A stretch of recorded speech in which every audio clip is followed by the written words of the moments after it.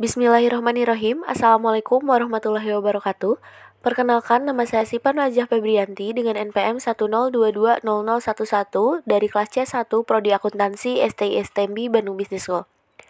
Pada kesempatan kali ini, saya akan memaparkan resume materi dari pertemuan 1 sampai pertemuan ke-6 dari mata kuliah Pendidikan Agama Islam 4 sebagai bentuk tugas evaluasi tengah semester. Syahadatain.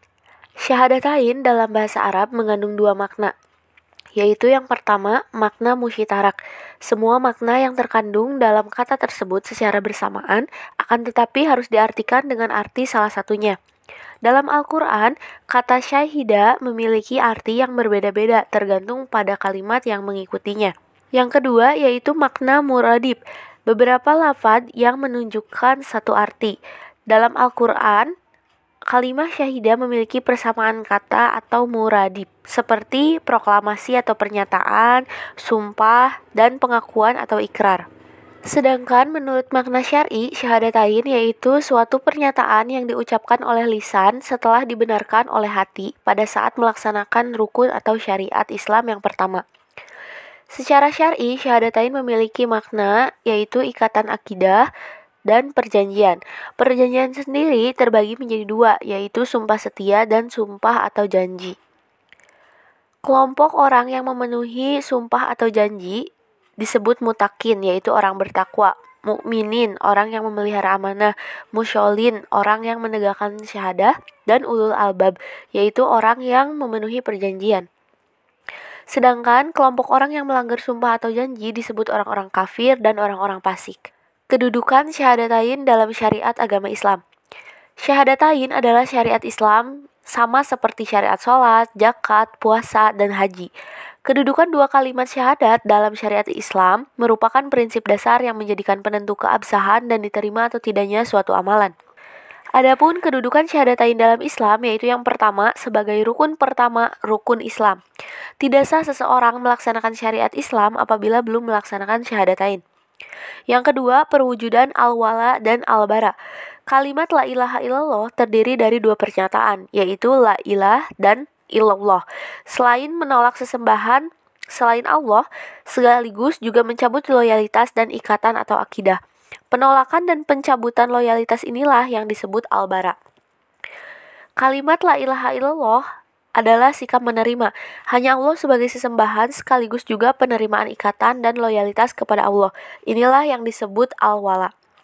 Yang ketiga yaitu tujuan akhir dari proses dakwah, usaha untuk mengajak manusia ke dalam agama Islam. Yang keempat yaitu sebagai akar atau pohon dalam Islam. Orang-orang yang beriman kepada Allah dan melaksanakan syahadatain adalah seperti suatu pohon yang memiliki akar yang kuat, sehingga pohon itu sempurna dan buahnya bermanfaat. Yang kelima yaitu pondasi atau bangunan dalam Islam, terdiri dari bangunan fisik dan bangunan masyarakat yang meliputi sholat, zakat, puasa, haji, dan bangunan sistem nilai seperti landasan dan pengikut. Yang keenam atau yang terakhir yaitu penjaga hati, yakni memelihara iman dan fitrah manusia agar tetap berkomitmen di jalan Allah. Syahadatain dalam proses kehidupan manusia. Manusia adalah makhluk Allah yang mengalami 4 tahapan proses kehidupan, yakni 2 kali mati dan 2 kali hidup. Tahapan pertama disebut kematian pertama, karena ruh dan jasad belum bersatu. Jasad dalam bentuk janin masih dalam proses, sedangkan ruh masih dalam bentuk arwah. Tahapan kehidupan manusia yang kedua yaitu kehidupan pertama. Allah menciptakan Adam dari segenggam tanah, dari semua jenis tanah. Anak-anak cucu Adam sendiri diciptakan sesuai dari kadar tanah yang menjadi bahan penciptaannya. Hadis riwayat Abu Daud, Al-Tirmidzi, dan Ahmad. Tahapan kehidupan manusia yang terakhir ini kematian kedua. Tiap-tiap yang bernyawa akan merasakan mati sebelum mengalami tahapan kehidupan yang kedua. Manusia akan mengalami beberapa tahapan, yaitu tahapan pertama, kehancuran alam semesta. Tahapan yang kedua, hari kebangkitan. Tahapan ketiga, hari perhitungan. Dan tahapan keempat, hari pembalasan. Hubungan rukun iman dan rukun Islam. Iman berasal dari kata amana, artinya percaya atau menerima. Lawan katanya adalah kafara, artinya menolak atau menutupi. Sedangkan mukmin adalah orang yang percaya atau menerima kebenaran. Mukminin yakni kumpulan orang yang beriman. Kafir adalah orang yang menolak atau menutupi diri dari kebenaran, dan kafirin adalah kumpulan orang yang menolak kebenaran. Rukun iman sendiri terdiri dari 6 hal. Yang pertama, iman kepada Allah. Yang kedua, iman kepada malaikat Allah. Yang ketiga, iman kepada kitabullah. Dan yang keempat, yaitu iman kepada Rasulullah. Yang kelima, iman kepada hari akhir. Dan yang keenam, iman kepada takdir Allah. Sedangkan rukun Islam yaitu ada 5. Yang pertama yaitu syahadat, yang kedua sholat, yang ketiga zakat, yang keempat puasa, dan yang kelima naik haji. Hubungan rukun iman dengan rukun Islam terpresentasikan dalam hadis yang diriwayatkan Ibnu Majah, yaitu iman itu dipahami oleh hati, diucapkan oleh lisan, dan dikerjakan oleh perbuatan.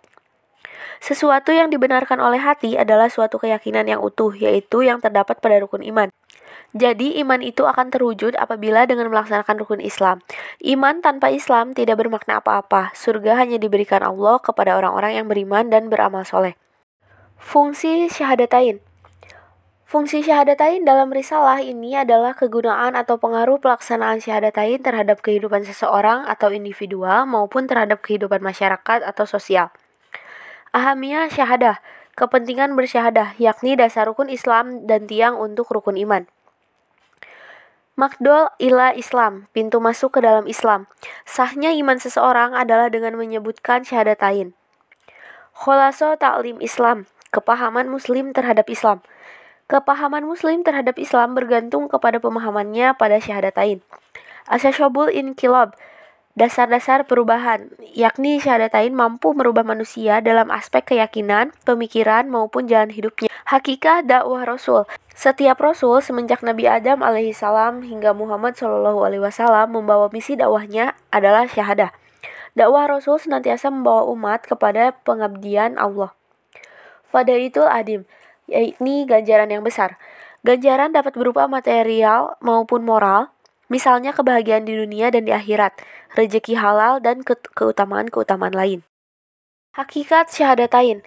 Syahadatain adalah kalimat yang terdiri dari 2 persaksian, yaitu yang pertama syahadah uluhiyah, pengakuan keilahan dan menafikan semua ilah selain Allah. Syahadah uluhiyah disebut juga syahadah ubudiyah atau syahadah tauhidullah. Syahadah ubudiyah yakni pengakuan seseorang bahwa hanya Allah saja yang berhak diibadahi, dicintai, ditakuti, dimintai pertolongan, diharapkan ridhonya, ditakuti kemurkaannya, serta hanya kepadanya bertawakal. Syahadah tauhidillah yaitu pengakuan tentang keesaan Allah, hanya ada satu-satunya yaitu Allah.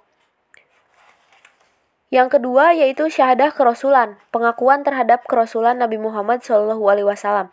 Syahadah kerasulan juga disebut syahadah mulkiyah, syahadah ittiba, dan syahadah ketaatan. Syahadah mulkiyah yaitu pengakuan atas Nabi Muhammad adalah utusan Allah. Syahadah ittiba yaitu kesiapan dalam ketaatan kepada Allah dan Rasul-Nya. Syahadah ketaatan yaitu kesiapan taat kepada Allah dan Rasul-Nya. Adapun yang disebut sesembahan selain Allah menurut Al-Quran yaitu yang pertama hawa nafsu.